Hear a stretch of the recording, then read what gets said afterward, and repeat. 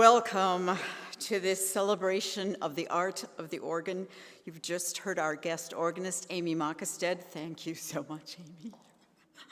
My name is Linda Zelig. I'm the Director of Music at Path of Grace Methodist Church. Thank you for being here today. 8 years ago, I adopted this organ, and I feel as if I've been taking care of it ever since. You can check out more stories at the exhibit out there. But that's not entirely true. There are others who have been instrumental in taking care of this organ. Thank you to the many donors of the Capital Campaign who believe in the importance of the organ in worship, and especially the importance of this instrument. I also want to thank my colleague Randy Bauer, who you will hear in a few minutes, the chancel choir and guest singers, and everyone who has helped put this event together. Thank you, thank you, thank you. Last year, this council was dismantled and hauled out of here by Grandal and Engen organ builders. They brought it back in 4 months, installed it, tweaked it, and tuned the pipes. And here we are today to celebrate. A couple of notes. Please join us on the hymns. Use the hymnal or use the screen with the text on it. Be sure your phones are off. Thank you. We're recording this program. And with that, I am pleased to introduce to you someone who will help us appreciate the unique colors and features of this Lawrence Phelps instrument, and who has a special affinity for all things organ. Mr. Michael Barone, host of Pipe Dreams on Minnesota Public Radio. Michael, thank you.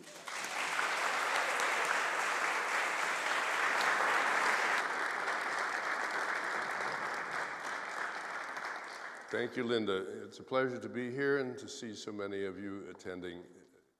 I'm listed as talking about the art of the organ, considering that the pipe organ was introduced to the world back in 300 BC. Okay. So I'm glad the pews are padded, because it's got a lot of history to touch.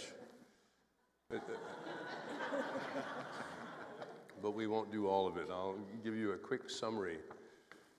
An Alexandrian engineer came up with the idea for a pipe organ. Wind through pipes was not a new invention. Consider the panpipe, which is much easier.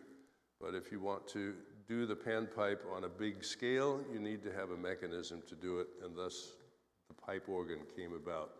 Mr. Ctesibius's invention was powered by wind. The reservoirs were pumped by a hydraulic bellows. It wasn't until the 2nd century AD that they figured out water was leaking all over the place. They could just do it with the standard kind of bellows that if you still have a fireplace that is not gas powered, make the wind under the wood and make the flames go up. That same kind of bellows is ultimately at the heart of any organ. And it was at the heart of the organ up until the invention of the electric motor.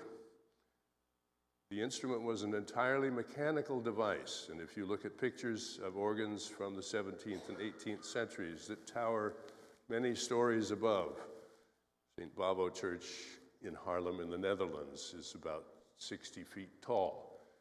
How does the organist down at the bottom control the pipes up at the top? It's all a series of levers, mechanical pull-downs. You push the key, variety of toggles. Up in the wind chest, a little valve opens up and air goes to the pipes. And back are a bunch of guys who are either treadling on things or pulling on bellows pumps to provide the air. Organists at the big churches didn't practice much in church. Half of the year it was too cold, and all of the year you had to pay someone to be back there, so they had provisions at home. But the church didn't come to the organ until about the 7th century. I like to tell the story that there was a monk who was fiddling with the idea of the organ the idea having been lost during the Dark Ages, but monastic libraries had all sorts of treasures, and back in there was a book about how organs worked. And so Brother Aloysius was fiddling in his room, and he had assembled a very modest organ, but Brother Bayard next door got a little ticked off with the noise that Aloysius was making with his organ, because push a big button, any button. That's pretty big. All right, go ahead.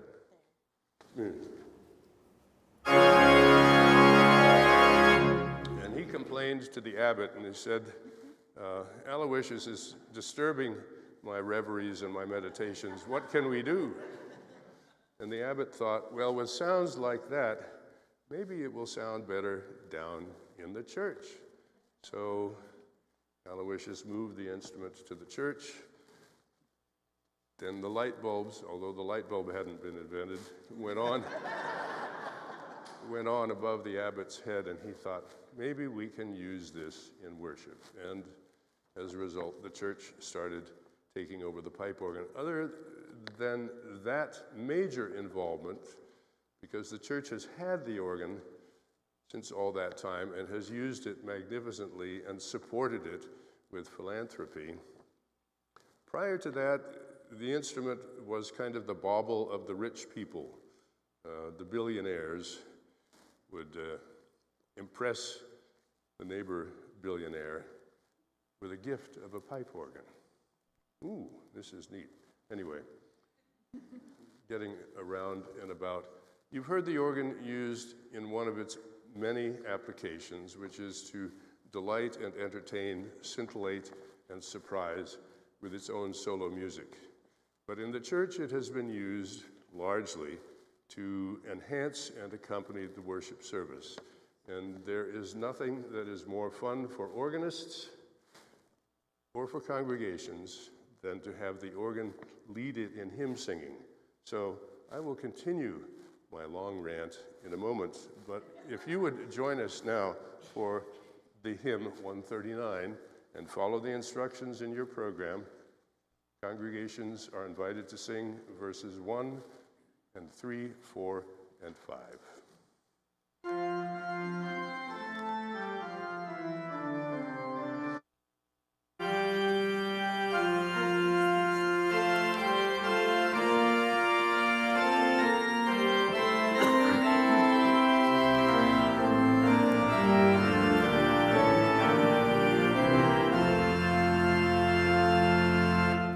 Praise to the Lord, the Almighty, the King of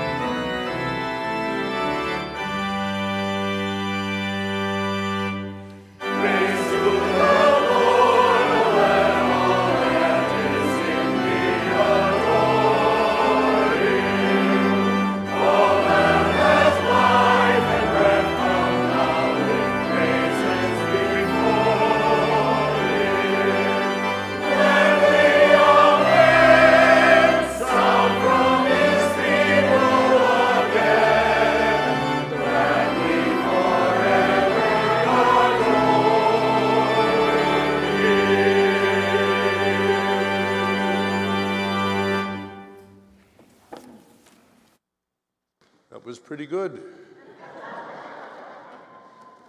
Garrison Keillor might crack, you sing like Lutherans. I'm Lutheran. I was playing in Lutheran. She was playing in Lutheran, yes.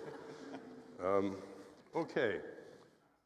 The history of the organ, we've established that it's pretty long and deep.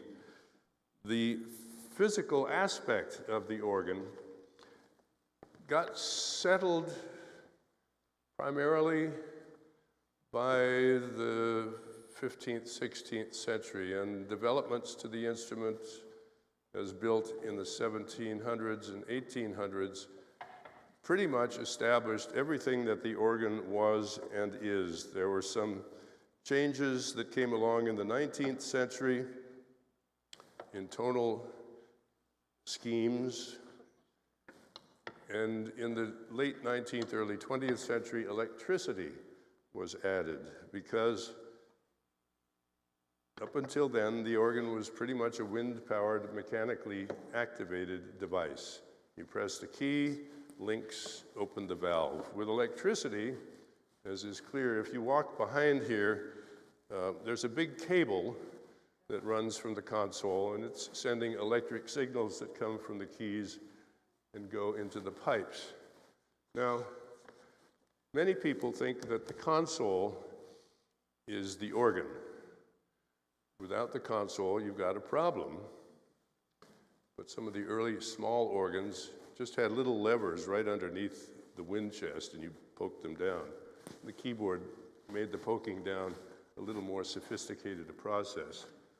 But you knew what you had. If you've seen pictures in Renaissance tapestries of the angel holding a little positive with a tiny keyboard and little pipes, too many pictures have them tilted upside down. I don't know how the pipes stay in their holes. But what you see in those situations are pipes that look like this. This is an open cylinder. This pipe is called a diapason or a principal. And it and families of it at various pitches make up the sound that really is unique to the organ. Note that these are both the same length. One is a little fatter than the other. Listen to this sound. Also, this is a higher lead content metal. This is a spotted metal, which is a combination, an alloy of lead and tin. And that's generally how pipes are. If you look on the back, this one's had a major appendectomy. There's a huge scar that runs up the back of the pipe. Actually, this started out as a flat piece of rolled metal, which was cut to the proper shape so that it could be wrapped around a mandrel. Then this tapered cone bottom was created also around a mandrel. A little cut was made. There's a lip inside called, I just lost what it is, a languid. And if there was no languid in there, it would just be, but you put the languid in, and it works like a big lead flute. If you see in the back of your program, I think it's on the back, there are listings of the various stops that this instrument has. And I'm going to boot Randy off the bench for just a minute and see what I can see. Anything that is listed as an 8-foot stop means simply that the bottom pipe on that, the low C on this keyboard, is actually playing one of these that's 8 feet long. As you come up the keyboard, that's a 4-foot pipe, that's a 2-foot pipe, 1 foot, 6 inches, and if there were a high C, which this organ doesn't have, that would be 3 inches. If you pull the, well, let's go that way, 4, 2, 1, 6-inch, 3-inch. You can still hear up there. Let's try this one. 2, 1, 6-inch, 3-inch. Okay, that's 1.5. How many people can hear?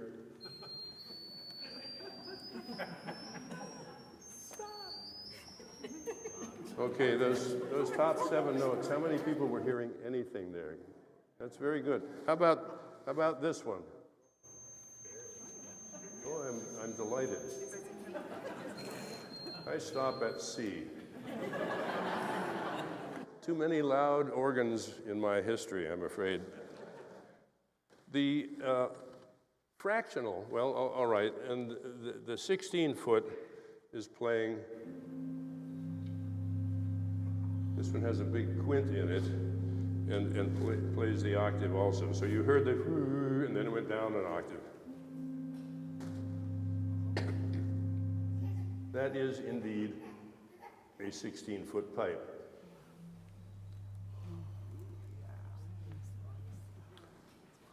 The fractionals give you, obviously, no longer a C. Right, let's play middle C. I pull the 2 2/3. That's playing the G an octave above middle C. You notice I've got one stop out and I'm demonstrating it, but now I'm going to pull that, and I'm going to keep my finger on this. And then there's the 2-foot. And then there's the 1 1/3, which is playing 2 octaves and a third, an E above. So.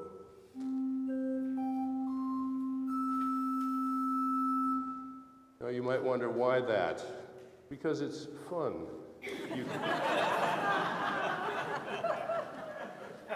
Organists and organ builders have had a wonderful dynamic. The organ builder might have an idea. Ernest Skinner decided that it would be neat for an organ to sound like a French horn. And he created a stop that makes a very rich, warm sound with that little bubble that makes the French horn unique from a trumpet or from a trombone. But he developed it. And then organists figured out how to use it in transcriptions of music by Wagner, which is really great. Sorry, we can't do that here. But organists might say, oh, why don't we try? And so if you add to the unison pitch and the octave, obviously that's more interesting than just,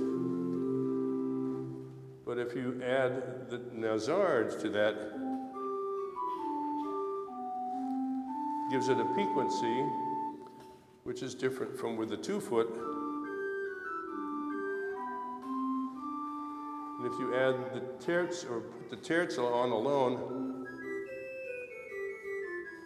it's really nifty. But if you put all of these together, unison, octave, quint, super octave, terz, you can hear all of those pitches down at the bottom, and it sounds like it's playing a chord. But as I come up the keyboard, they're going to knit together and create a very intense nasal sort of sound. And the ability to hear all of those pitches separately disappears.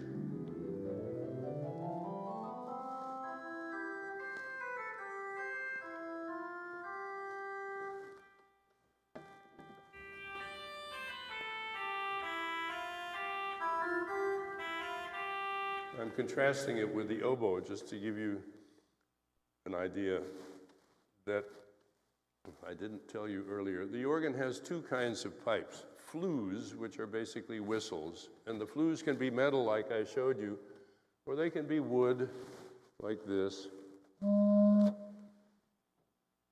or this one. This is an interesting one. It has a mouth on both sides. They call it a doppelflute. They should have called it the Janus flute. But your organ has, if you count up all of the 61s and the 32s and the multiples, that the mixtures, we haven't talked about the mixtures, Behind that screen, there are 2,121 pipes. So that's a lot of stuff, don't you think?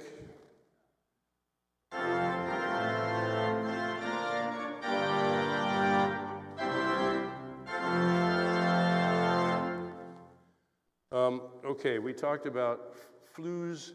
There are also reed stops. Think of a clarinet mouthpiece that's got that piece of bamboo flapping against it. This is how reed stops work, except there's no bamboo in there. There's a shallot, which is the mouthpiece, and a brass tongue that vibrates. And the shape of the interior of that shallot, the narrowness of it, the breadth of it, and the type of resonator that stands above the boot where the business is happening quantifies the tone so that a trumpet sounds different from an oboe. That oboe has one of my colds, I think. Let's try that. The krumhorn.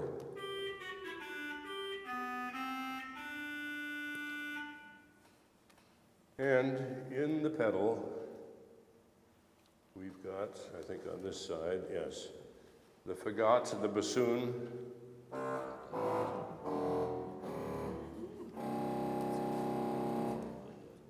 and the trumpet,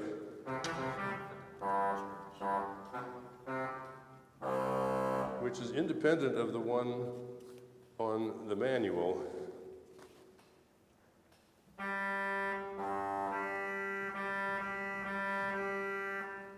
There's also a Rohrschalmei down in the pedal.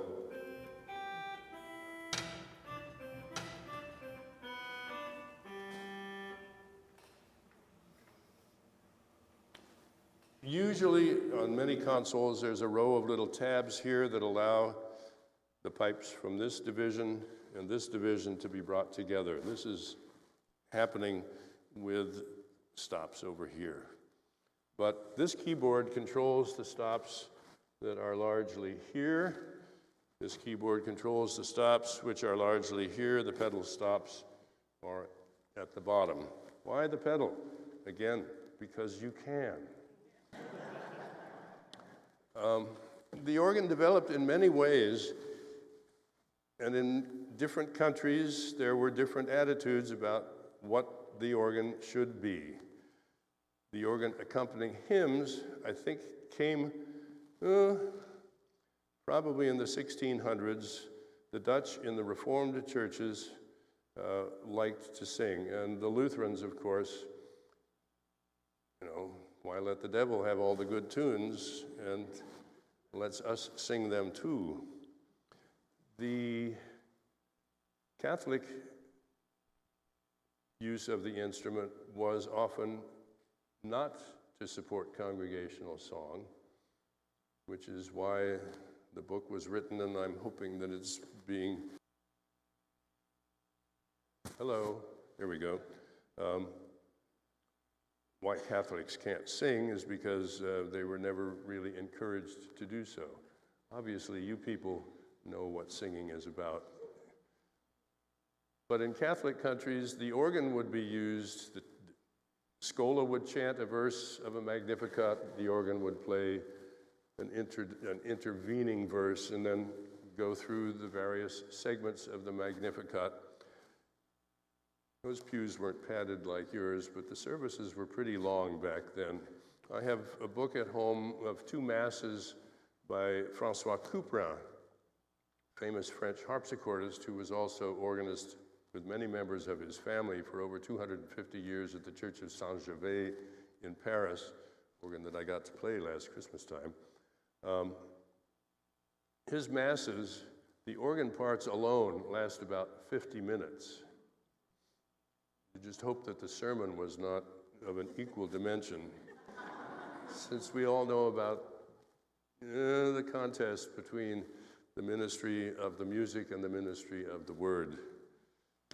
Music enhances the word. Even if there are no words to an organ piece, there is something that lifts the spirit in places that nowhere else can take it. And I think you will have some of that experience today.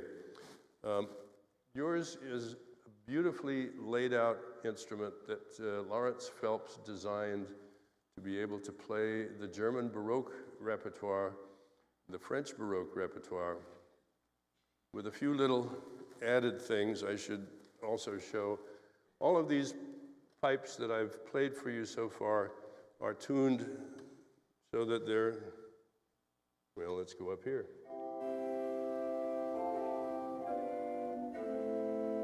But there's one set of pipes, there's a nice viola. It doesn't sound quite like a string instrument, but there's a little rasp to it. It's, you know, the one pipe I showed, which was narrower scale. The string pipes usually are even thinner and they develop a higher harmonic content, which is different from the principle.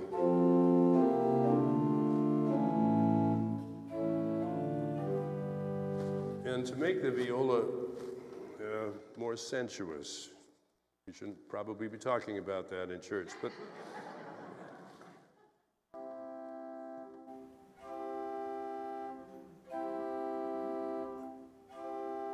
you notice that it's just a slight bit higher in pitch.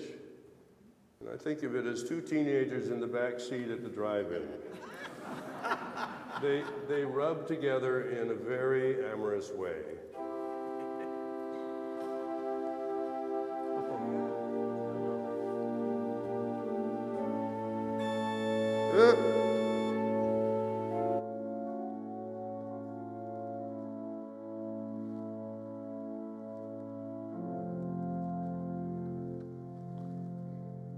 And by chance, the other thing that I should have showed you is that half of the pipes up here that are played by the bottom manual are just sitting out in the open.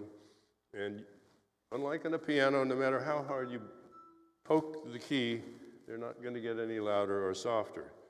The same is the case with the pipes that are in the swell division. Why is it called the swell? It's because it's in an expression box and it has louvered shutters on the front which are controlled by this left-hand foot pedal. And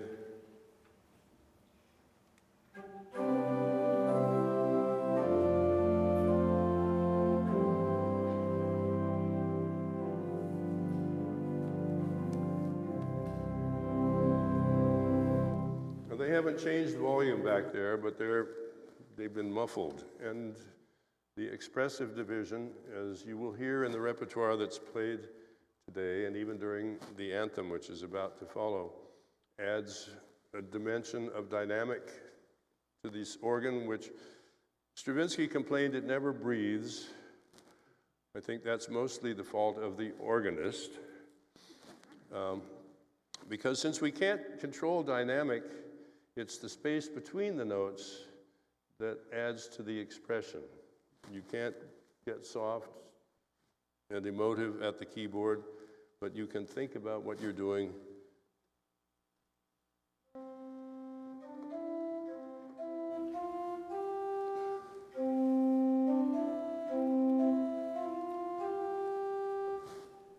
It does make a difference. And we will find out how much of a difference it makes as Amy shows us through the organ. But right now, the third and important way in Protestant churches particularly, but in Catholics now increasingly, that the organ is used is to accompany choral singing. Linda, pardon? That's right. That comes later. He's been so quiet over here. Come on, fella. To show off his new organ, he has composed a piece for the occasion. And the bench is all set. And you don't need any page turners, you just don't need a fan blowing on you, right? You can sit down. Okay, I will sit down. Good. I think it's on. Test. Okay. Hello. My name is Randy Bauer, and I'm the organist here at Path of Grace. And first and foremost, I'm a composer. So I wrote a new piece for this occasion, and there's a little paragraph about it in the program. I think it's on the back page. And you can look at that as we go, but I'll just say a quick word. The point of this piece is to just get as much of a variety of sounds going as possible, just to kind of demonstrate what's going on here. One of the things that Michael didn't talk about is that there are usually a few settings up here that you wouldn't use by themselves. You would layer up with other things. So I think with the composer's hat on, I said, you know what, I'm going to do what you're not supposed to do so much. For a little while, anyway. So you'll hear some things kind of ebb and flow in and out like that. Okay, so thanks very much.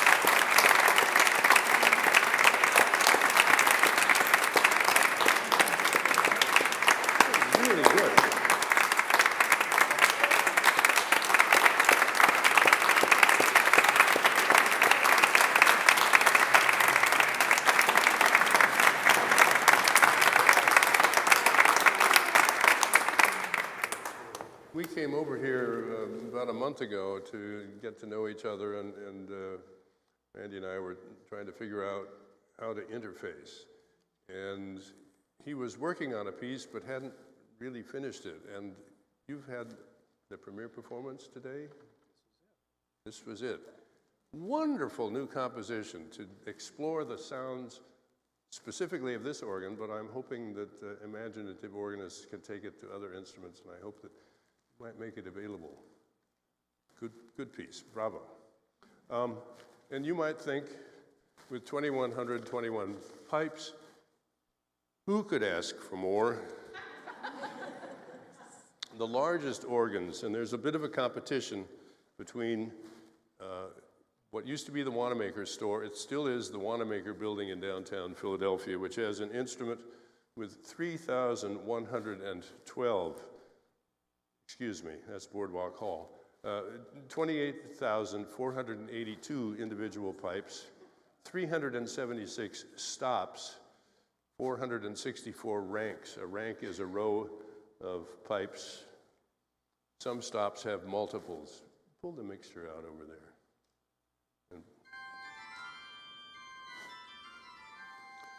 it's just playing upper harmonics, but there are multiple pipes per note.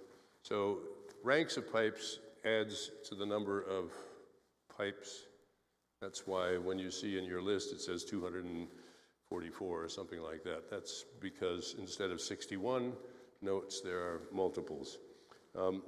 Boardwalk Hall in Atlantic City has an instrument with 33,112 pipes, but because they are used in a different way, there are only 449 ranks, as opposed to 464 at Wanamaker, and 337 stops, as opposed to 376 at Wanamaker. So if you want to contest that, meet me in the foyer afterwards. But the largest church organ is at First Congregational Church in Los Angeles. There is a large organ in the cathedral in, it's not Freiburg and it's not Fulda, but somewhere in Germany, Passau, that claims to be the largest church organ, but because it's a Catholic church, no, Congregationalists don't count. They are not sanctified. So the Europeans think the organ in Passau is the biggest church organ. The biggest church organ in the United States is in Los Angeles, although then there's the West Point Chapel, which is right in there with them. But so much of it is not functioning these days that we just don't think about it too much. But anyway, back to where I was before Linda reminded me that Randy had a premiere. There we go.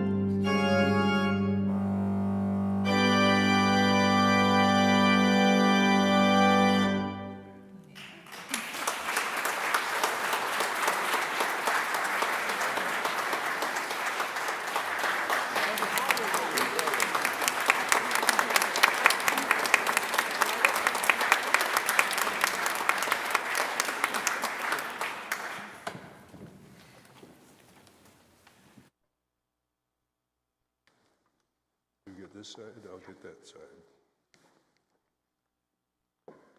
There are many bits, you go first, bits to the organist's liturgy, one of which is organ shoes. Amy doesn't wear these just every day, although they're beautiful enough that she could. What makes them special is that they have slippery soles and high heels, or high enough heels, so that she can play chords with her feet. I don't know whether you do any of that today. You do, good. So watch what's going on down here. When the left foot is in the bottom and the right foot is in the top. Yep, then she's rubbing her tummy and patting her head. The other thing is benches. Organists come in all sizes. Organists have to cope with the fact that organs rarely do. Some benches are adjusted by moving blocks, so you can raise them. Others have little cranks or wheels that allow them to go up and down. Some people spend the extra money and get electric motors, which do the same thing until they break. In Washington, D.C., Paul Calloway was the director of music and the choir master. He was a fantastic organist as well, but he was just a little over 5 foot tall. The cantor, the overall director of music at Washington National Cathedral, was 6'4", Richard Wayne Dirksen. They were both excellent organists, and they had to figure out what to do. They put the pedal on a hydraulic lift. But I just saw an instrument that has put the entire console, the pedal stays put, but the console goes up and down. You cope. And Amy will show us the so many ways that the organ can be used. The composer of this first piece was, I think we all still highly regard as the greatest composer for the organ. He wrote an incredible amount of music for it. It takes about 18 hours to play nonstop, front to back. Okay, see you after lunch.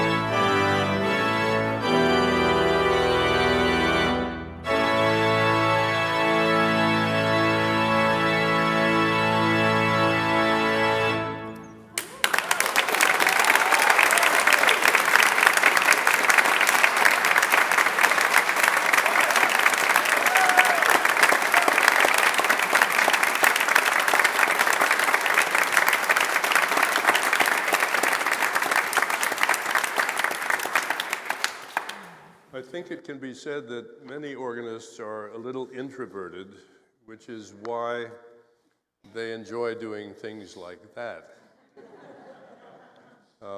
The organ, as Randy's piece and as the results of our afternoon should prove to you, is kind of the first big synthesizer. It has all of these colors that can be brought together or put in juxtaposition with each other in ways, well, for one performer to be able to do all of that. Organists were considered, and I think still should be, to be the most impressive of all musicians. Beethoven even, who took organ lessons as a youngster and wrote some early pieces for the instrument, avowed that the organist was the most skilled of musicians. Organists all agree. Because they have so much power at their control, they often use it liberally, as the last Sinfonietta shows, I think. I don't know whether he intended it, but that the In dir ist Freude rhythm wove its way in toward the end there too, so it made a perfect adjunct to this program. Organs also can be quiet, and even the big ones. Atlantic City has some pipes that are blown on 100 inches of wind pressure. That's more than I or you or maybe all of us together could create.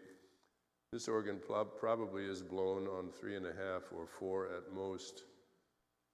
100 inches. Oof. Well, it had an auditorium space in which you could fly helicopters and race automobiles, so that required a lot of wind.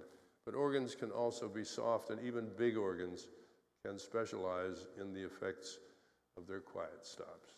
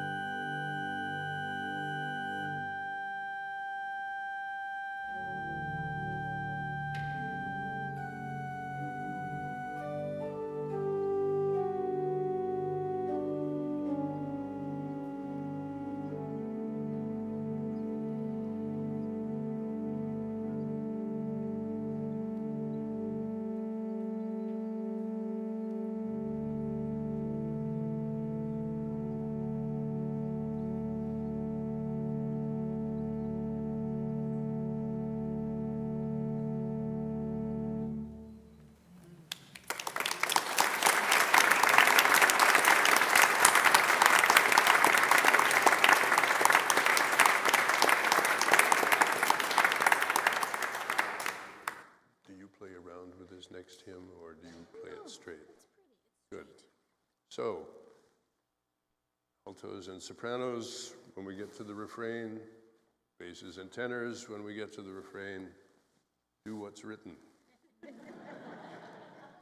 And can we be in parts? In how many verses? Second and third? Well, let's do unison at the first, unison at the last, except for the refrain all the way. So second and third, you can go parts everywhere and rise to the occasion.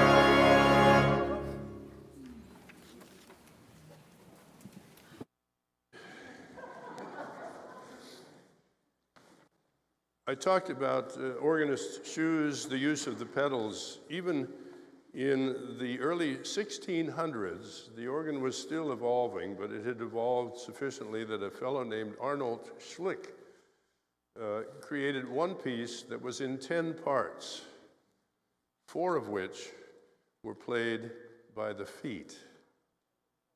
That's 2-note chords with each foot. Other places like Italy and Spain did away with the pedal boards, didn't start incorporating them until the latter part of the 18th century. And French organs also had just little buttons, Spanish organs too. And someone attuned to a pedal board like this going to an authentic French or Spanish organ looks down and says, what do I do with those? But the French caught on, and by the 19th century, because Bach, who had been forgotten for a long time, started to be trendy. And to play Bach, you needed a full pedal board. And once they had the full pedal board, they started thinking of other things. And French late Romantic composers like Widor and Bohemond, whom you will hear, began using the pedal in inventive ways, and the organ also. But this next piece explores individual sounds. The fun thing organists have is taking tunes that people know and messing with them in attractive and artistic ways. And so,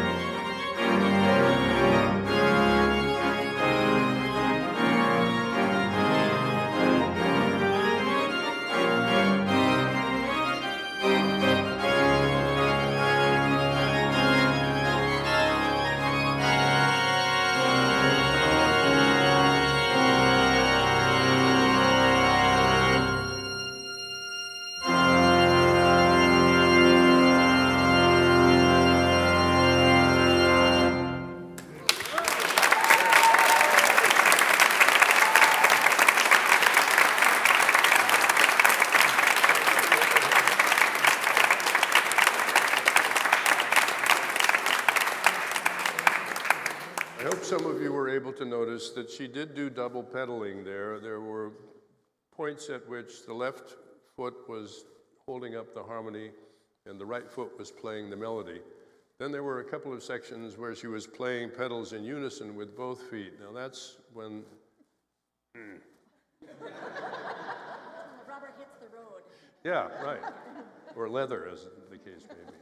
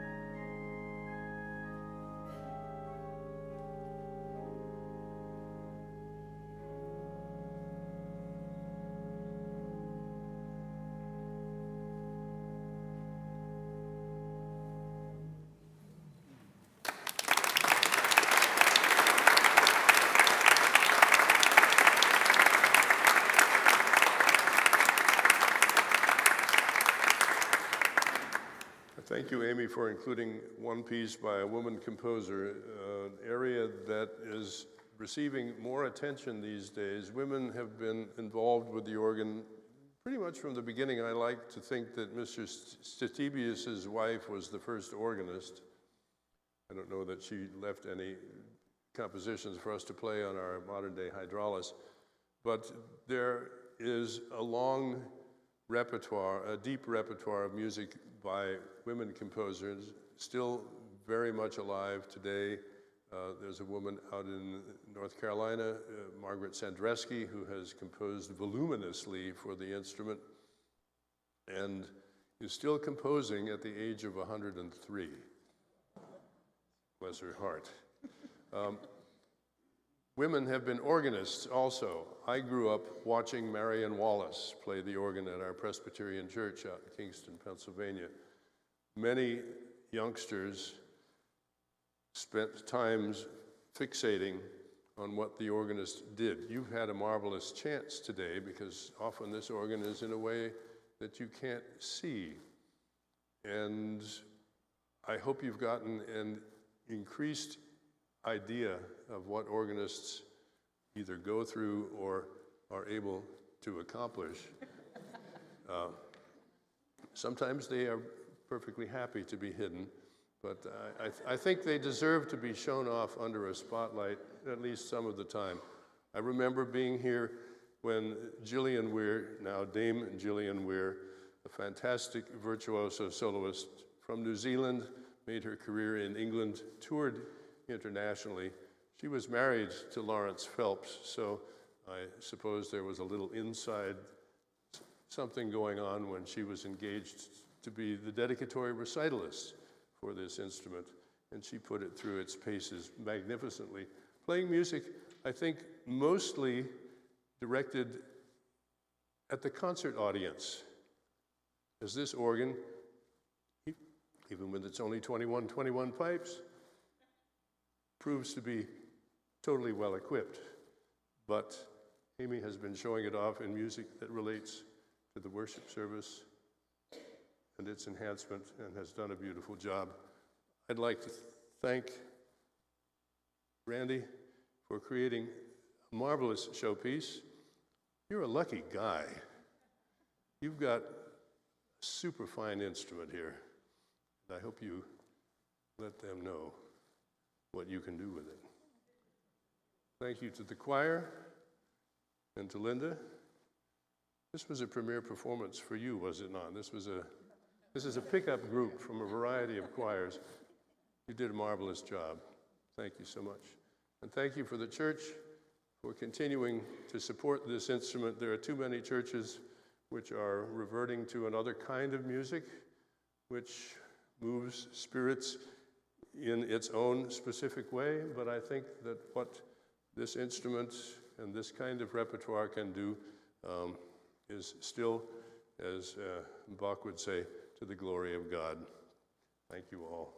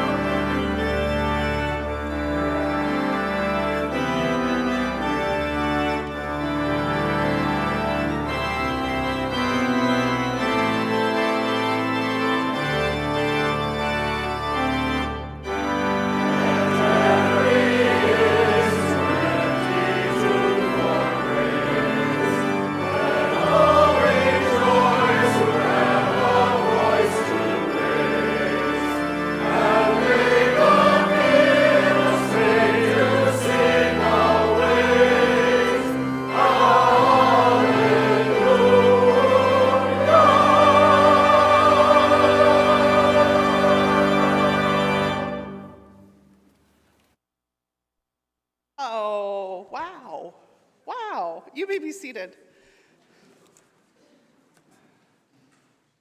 Well, how many of you learned something this evening? How many of you felt anything emotionally this evening? How many of you felt something in your flesh this evening?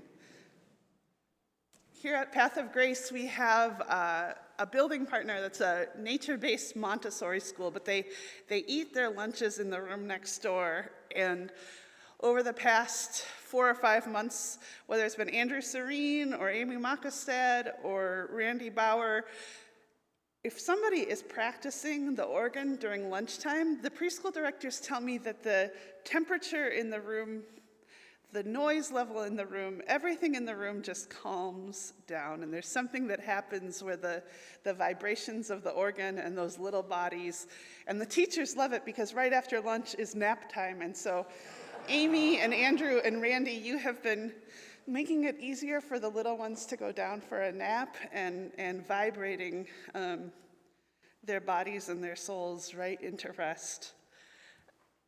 Last year, as we mentioned, we had the organ refurbished, and organ is not an inexpensive instrument. We spent nearly $100,000 refurbishing this organ, and so you know what they say in churches, wherever 2 or more are gathered, we're going to ask for money. On your way out this evening, there are plates, and I invite you to make a contribution. If this evening touched you emotionally, spiritually, or intellectually, if there's something you can add to the plate to make sure that we can keep maintaining this instrument and supporting the music ministries. I also want to say thank you to our choir. You sounded fantastic, but audience, if you have your hymnals, on Roman numeral 7, like right at the very beginning of the hymnal, there are John Wesley's rules for singing. And number 4, I felt sitting amongst you this evening, I felt like, audience, you just really did a good job with this. Number 4, sing lustily with good courage. Beware of singing as if you were half dead or half asleep, but lift up your voice with strength. Be no more afraid of your voice now, nor more ashamed of its being heard than when you sung the songs of Satan. And so thank you for singing lustily and with good courage this evening. Thank you to Michael and Randy and Linda and Amy. Thank you to, I know there were a ton of folks from the choir who did so much work, Beth and Laurel and Kay. Make sure you take some time to look at the history exhibit that Kay has put together. Thank you so much for being here this evening. You made it a wonderful night, and I don't have any formal benediction except to say thank you. Thank you for singing lustily and with good courage. Amen.